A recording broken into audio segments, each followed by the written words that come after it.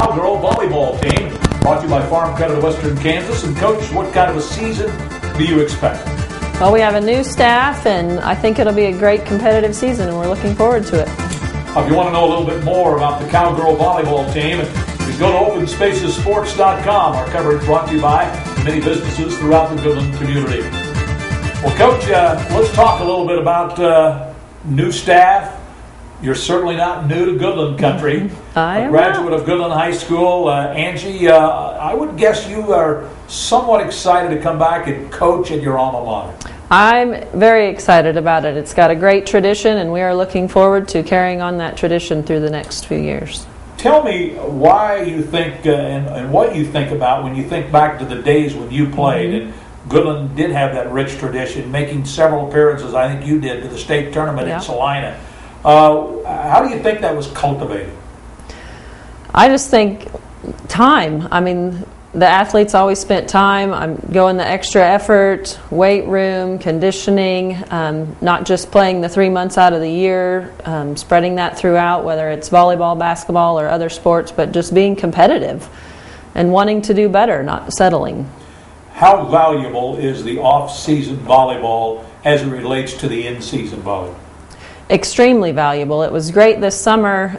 Coach Savage, our football coach and weight strength coach, he did a great job with our kids this summer. We probably had about 14 girls that were consistent, committed, and you just see a lot of leadership. They worked through a lot of tough things together through there, and if they can make it through that together, they develop that relationship with their teammates and that trust and knowing that they can get through a lot.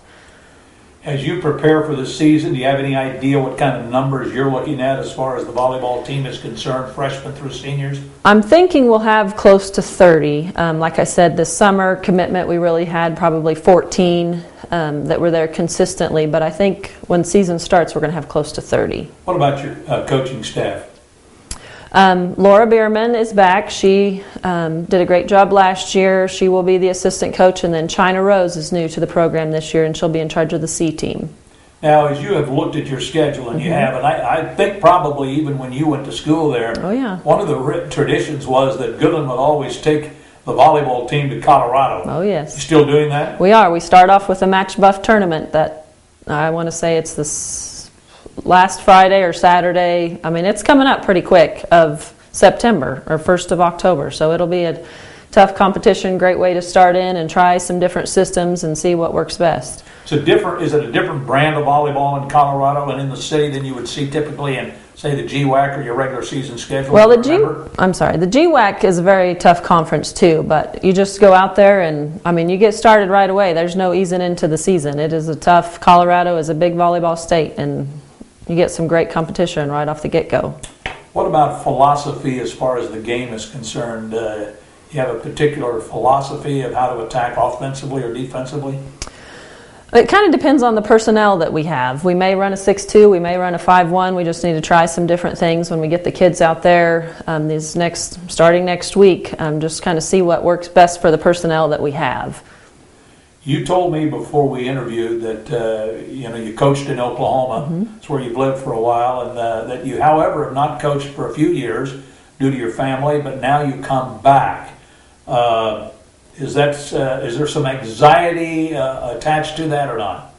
A little bit. I mean, I'm excited to get back into it, but when you haven't done something for a few years and just trying to dig up some files that are deeply buried in your brain, just get them back out and find out what works. And again, it depends on the personnel that you have too. I mean, you just can't do the same thing. You have to switch it up. You have a feel for the conference race, and I know we have a conference tournament in October, but the teams in the GWAC, you have a feel for any of them? What are your thoughts about them? I mean, it's tough. It's a great conference. I know Ulysses has tradition. Colby's building good tradition. So it'll be good to get out there and just kind of see where we fit in there. I told you also before I interviewed you that I would ask you a question, and I don't really know how you're going to respond to this, but you will face your former coach, Colby's Jerry McKee. He came to Colby about 3 years ago or 4 years ago and had phenomenal success in Goodland. What will it be like to coach against him? I think it'll be fun. He's where he kind of got me started back when I was new to the game. So, I mean, great respect for him, and it'll be fun to play someone that you have such respect for and that develops programs in the way that he does. Well, listen, thank you for joining us on this interview, and good luck to you at Goodland with the Cowgirls. We'll see you throughout the year some on Open Spaces Sports. Thanks for coming in. Great, absolutely. All righty, Angie Brumbaugh visiting with us, the head volleyball coach of the Goodland Cowgirls, here on Open Spaces Sports, brought to you by Farm Center, Western Kansas, many other businesses throughout the Goodland community. Thanks for joining us.